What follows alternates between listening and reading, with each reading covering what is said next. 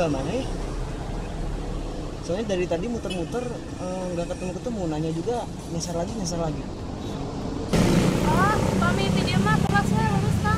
Lempeng ke pilarian jalan Rumah Tengah, ke pilarian Lapang Pedaga eta sakepisan sareng Lapang Pedaga. Oh jadi dari sini lurus aja? Ya, pun. Saya belok kiri kali ya, belok kiri nanti lapangan Tegalaga ya. Oh iya. Makasih ya teh, penuhun. Bisa Kang.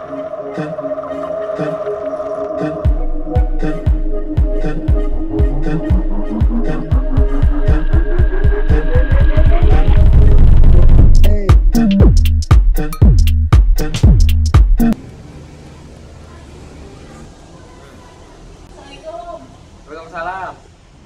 Mangga lobat, mangga.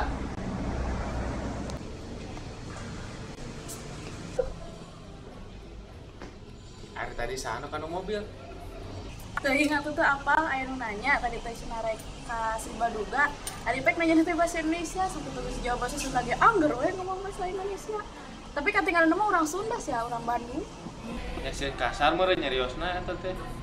Ah, dasar we atuh zaman ayeuna maklum. Sieun meureun make bahasa Sunda teh.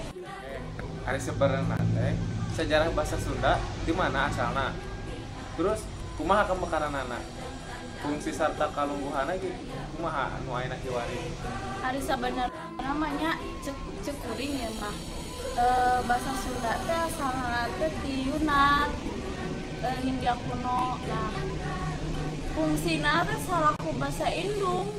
Atawa sok disebut oge ku istilah first language atawa bahasa utama pikeun urang Sunda boh nu aya di jero atawa di luar tatar Sunda. Timbul hiji pananya ngeunaan sajarah bahasa Sunda. Di mana asalna, kumaha perkembanganana, fungsi sarta kalungguhanana. Bahasa Sunda robah sarta terus ngarkahan ti zaman ka zaman, ti mangsa ka mangsa. Bahasa Sunda nu kiwari nyampak teh mangrupa kamekaran anu dipangaruhan ku budi akal, waktu, jeung unsur patempatan anu kasorang dina kahirupan urang Sunda. Basa mibanda fungsi nyumponan masyarakat dina widang komunikasi dina hirup kumbuhna. Aya peribasa basa teh ciciren bangsa. Kukituna teu heran upama budi parangi, cara mikir, pakasaban, seni, budaya, agama katut pangaweruh bisa kagambar jeung kabaca tina basana. Pangaruh-pangaruh kamekaran basa Sunda sajabat di jero lingkungan, kapangaruhan oge keluar lingkungan. Komo kieu, dina zaman kasajagatan, urang Sunda geus ngayakeun patalimarga jeung lingkungan bangsalian. Teu heran upama kamekaran basa beuki kapangaruhan. Aya paribasa ngindung ka waktu ngabapak ka zaman. Ieu hal nimbulkeun dua pangaruh, hade jeung gorengna. Nurutkeun buku-buku sajarah, urang Sunda kaasup salah sahiji seler bangsa Indonesia.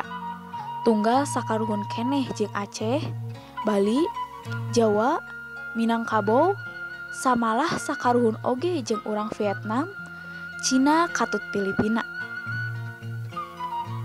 Malencarna ti tanah asal kira-kira tahun 2000 nepi ka 1500 sebelum Masehi atawa Yunan Hindia Tukang kulantaran ayana bahaya kalaparan, kasakit, bancana, jeung dirurug ku musuh. Lamun ditilik tina asal muasalna sakaruhun, atuh teu heran saupama basa-basana oge mibanda hiji kasarwaan. Contona, urang Sunda mibanda sora e jeung e. Ieu hal dipibanda oge ku urang Aceh jeung Bali. Hiji bukti deui, dina kecap-kecap anu mirip nyaeta lisung dina basa Sunda meh sarua jeung lesung dina basa Jawa, lesong dina basa Madura, lesong dina basa Tagalog, lisuh basa Kawi, lisong basa Dayak, jeung saterusna. Sajarah basa Sunda terlepas ti pamanggih nu aya di jero masyarakat katutu rupa-rupa budaya dengan. Teu heran, saupama lumangsungna kontak budaya jeung budaya dengan gampang asupna. Salah sahijina budaya Mataram, Hindu, jeung budaya kulon nu milu mangaruhan kana basa jeung kapribadian urang Sunda. Tina bahan sumber basa, sastra budaya ti Bihari nepi ka Kiwari natrat sajarah basa Sunda anu diwangun papasingan dina lingkungan anu tangtu jeung nurutkeun kana galuring basa anu khusus atawa disebut periodisasi. Nurutkeun buku Pedaran Basa Sunda kenging Yayat Sudaryat, gurat badagna galuring basa Sunda dibagi 3 bagean. Nyaeta basa Sunda mangsa Bihari memeh tahun 1600 Masehi, basa Sunda mangsa Kiwari tahun 1600 nepi ka 1845 Masehi, jeung basa Sunda mangsa Kiwari tahun 1845 nepi ka Kiwari. Sejarah basa Sunda mangsa Bihari nyaeta sajarah basa Sunda anu masih keneh aya pangaruh animisme dinamisme dina mangsa harita. Mangaruhan pisan kana basa Sunda anu leuwih deukeut kana basa Sangsekerta. Katut hurufna oge nyaeta huruf Pallawa. Kosmos buhun jadi ciri dina galuring basa mangsa ieu. Ieu hal dibuktikeun dina naskah-naskah buhun, prasasti batu tulis atawa sastra lisan. Basa Sunda memeh tahun 1600 Masehi miboga pancen jadi basa nagara di Salakanagara, Tarumanagara, Sunda, Galuh, Kawali, jeung Pajajaran. Mangsa tahun 1800 nepi ka 1800. Kontak antara masyarakat Sunda jeung bangsa Eropa kacida pisan mangaruhanana kana kamekaran basa dina jaman. Bangsa urang nu ngalaman rupa-rupa pangjajah jeung pangalaman rupa-rupa parobahan aturan nu nimbulkeun kasangsaraan. Ti mimiti Batapes Company tahun 1788 nepi ka 1807 nepi ka Walanda tahun 1816. Mimiti rada laluasa sabada tahun 1870 hiji dina mangsa harita basa Sunda mimiti dipake deui dina wangun tulisan. Tapi dibarengan oge ku kamekaran sejenna nyaeta masyarakat diwajibkeun make basa Malayu.